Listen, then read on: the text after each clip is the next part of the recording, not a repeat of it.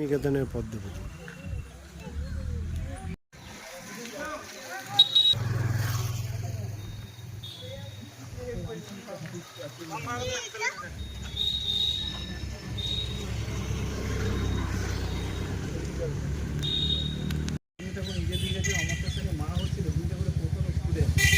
এই মহিলা এখন বাইরে দেখা ওই নামটা তো ওনার প্রেমিকা কি পতিচি না বউ? এই তো অমর্ত্য সেন। ট্রাস্ট নাম আছে ট্রাস্ট আছে একটা বড় আর ভালো নম্বর চাই ওইখানে মানে এইগুলোই প্র্যাকটিক্যাল করে ওরা দেখিয়ে দেয়, তাই তো? হ্যাঁ, ওই যে খুব সুন্দর সুন্দর সব কটা দেখো করে সব বারান্দার সামনে রয়েছে।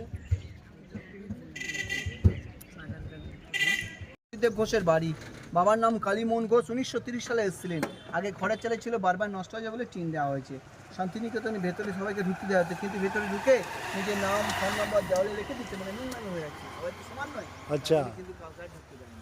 যেহেতু ডাক দিয়ে দিচ্ছে, এত সুন্দর বাড়ি, নাম লিখে দিচ্ছে, গাছ ভেঙে দিচ্ছে, ফুল তুলে নিচ্ছে, এটা তো ঠিক নয়। তার জন্য কিন্তু শান্তিদেব ঘোষের বাড়ি, সঙ্গীত ভবনের সঙ্গীত শিল্পী, বাবার নাম সঙ্গীত শিল্পী শান্তিদেব। শান্তিদেব। হ্যাঁ, করছেন। হ্যাঁ, এনারা সব কি এখানকার স্থানীয় বাসিন্দা? হ্যাঁ, প্রফেসর মাস্টারমশাইদের বাড়ি। এখানে সব প্রফেসর মাস্টারমশাইদের বাড়ি। যারা গ্রাজুয়েশন কমপ্লিট করে বড়রা পড়াশোনা করতে এসছে, ওরা থাকেন অনেক। হ্যাঁ, দোলে নাকি এখানে হেভি মজা হয়।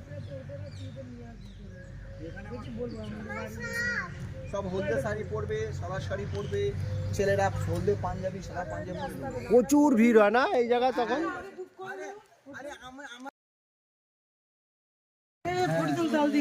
হ্যাঁ, রোদের কোলে মেঘ উঠেছে, বাদল গাছে টুটি, আজ আমাদের ছুটি ও ভাই আজ আমাদের সেই কবিতা উনি লিখে গেছে। এটা নাম হচ্ছে তাল দিঘি। সে তাল গাছগুলো তো মারা গেছে, এখন তার নেই, কিন্তু পুকুরটা এখন রয়ে গেছে।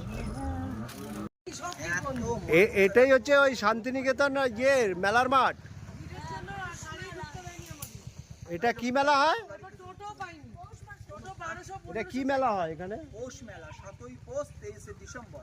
7ই পৌষ 23শে ডিসেম্বর মেলা হয়। আচ্ছা, মেলা পুরো ভর্তি হয়ে যাবে। কোন সময় ঢুকতে দেওয়া হয় না। যে শান্তিনিকেতন রবীন্দ্রনাথ ঠাকুরের কি? রবীন্দ্র ঠাকুরের স্ত্রী মৃণালিনী দেবী থাকতেন ওই বাড়িতে, খড়ের চাল মাটির বাড়ি। আচ্ছা, আর ওই বাড়িতে বসে রবীন্দ্র ঠাকুর দুটো উপন্যাস লিখে গেছেন। একটা হচ্ছে চোখের বালি, 2 নম্বর হচ্ছে গুড়া। তাই ভালোবেসে জায়গাটার নাম দিলেন মৃণালিনী আনন্দ পাঠশালা বিশ্বভারতী। পেন্টিং করেছে চিত্রকবি নন্দলাল বসু, এর নাম হচ্ছে 3 পাহাড়, বয়স হচ্ছে 250 বছর। এই গাছের বয়স 250 বছর।